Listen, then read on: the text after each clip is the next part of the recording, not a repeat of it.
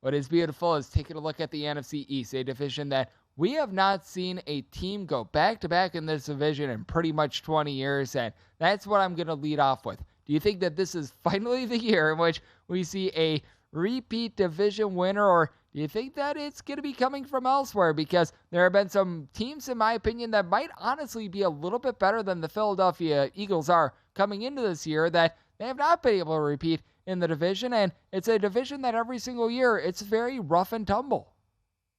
And I think, well, as a Giants fan, the last thing I need to hear from my co-host on the Sports Gambling Podcast, Sean Green, about how the Eagles have bookended the drought of back-to-back division winners.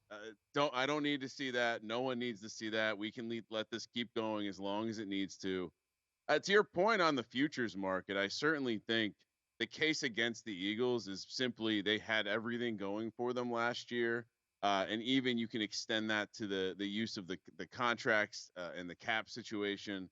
The schedule was very noted as an easy schedule, and quite frankly, they had some things bounce their way. Now that being said, they're still very much the class of the division, and so I guess we would be playing just the voodoo and witch doctoring of saying, well, it's the NFC East. Something will cause it to go wrong, and I think to me, the one thing that can happen that can cause it to kind of fall apart is Jalen Hurts getting hurt.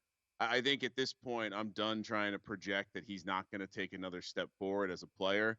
They've put the pieces around him. They've locked him up long term in a way that is going to allow him to continue to have dollars spent in other positions around him for at least what appears to be a 3 or 4 year window. So I fully expect this team to go for it. I think all that can hurt them is the media calling them a super team and kind of having that target be put on their back. But again, looking at the futures market, I'm a Giants fan. I certainly don't mind taking a piece of them. I would never bet on the Cowboys, but the team to me that's always interesting when they're completely counted out. It's a very desperate Ron Rivera led Washington football team. They're bringing in Eric Bieniemy and that Chiefs offense. We've heard the positive statements about Sam Howell and how it's his job, and Brissett's just brought in for the backup. So, honestly, the strategy here would be bet the bottom of the division, take take the Giants and the Commanders, and let's hope for the best. I do think that again, we saw what the Eagles could look like with an injury. It's Marcus Mariota this year, someone I like less than Gardner Minshew. So obviously, we're going to need some work, and that's why the Eagles are an odds-on favorite, sitting right around that even money price. But yeah, I'm going to bet against it because I think the division has shown one thing: the consistency is the inconsistency, and variance tends to show up no matter what we think before the season.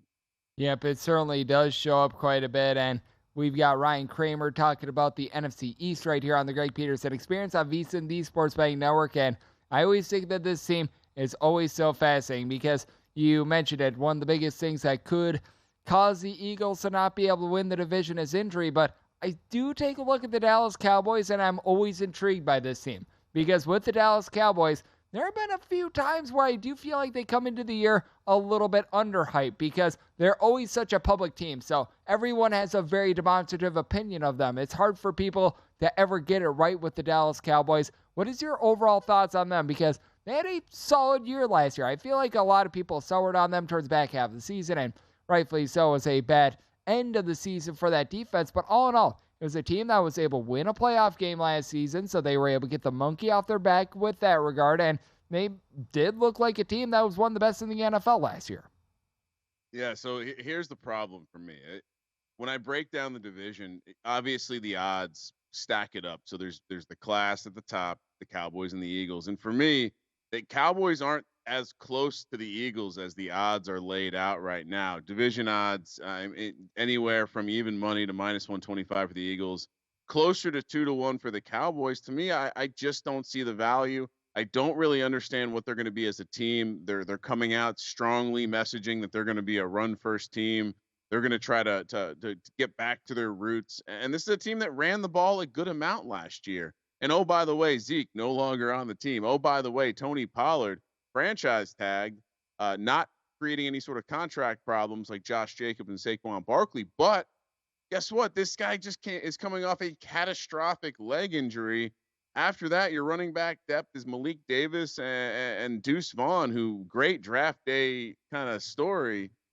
But I don't know if that's going to get it done. And you're still looking at a situation where you have CeeDee Lamb, you have journeyman Brandon Cooks, who's delivered everywhere he's gone, and you have Dak Prescott, who is, the big schedule release drama of this year, what was the Chargers basically calling Dak out for getting thrown under the bus by his own social media team. So I think this comes down to Dak's confidence. And if I'm someone who's looking to back the Cowboys, which let's make it very clear, I'm not, I have some form of belief that Dak is going to be able to run this new, heavier on the run offense, and they're going to be able to play that same brand of defense.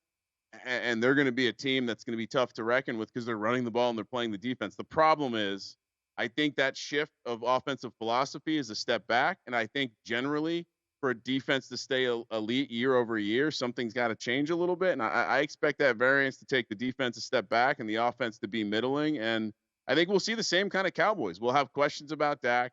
They're going to have to restructure him because of the contract at some point again. And we're going to be wondering what this team's going to be. And Jerry, a man who is nearing the end, I think is getting more and more desperate to see that championship. Oh, he is getting desperate to see that championship, and he wants to do it his way because, when Jimmy Johnson and company were able to do it, it wasn't necessarily a Jerry Jones production, and that's exactly what Jerry wants. He always wants to be out there front and center, and when it comes to the Giants, out there front and center is going to be Danny Dimes because he got that big contract in the offseason. And with the Giants, they did pull out a lot of one-score games. We always talk about the Minnesota Vikings, how lucky they got. Well, the Giants are a team that they were pretty much number 2 in terms of pulling out those close games last year, but their win total right now is 7.5. I recognize that it's juiced to the over, but this feels like maybe a little bit of an overreaction. I think that this is a team that they're going to be able to get a little bit better in the passing game. I don't think that it's going to be leaps and bounds better, but for the Giants, I see regression coming.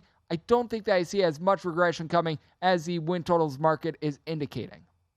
Yeah, I think the regression comments and discussion is fair. They did win a lot of close games. Now, this was a brand new coaching staff, brand new philosophy, year one of a new system on offense and defense, year one of a culture build. And to come away with some plus, opportunities at the end of games, sure.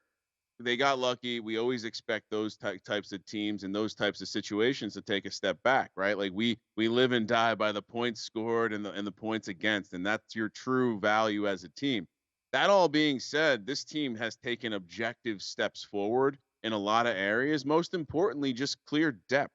They're no longer like the back end of their roster is no longer practice squad guys. So I think just from the perspective of coming in, having more depth, and then having a clear idea of what types of weapons you want to deploy in this system that was able to scheme open guys like David Sills, Richie James. Isaiah Hodges was basically a late round pick who turned into their alpha.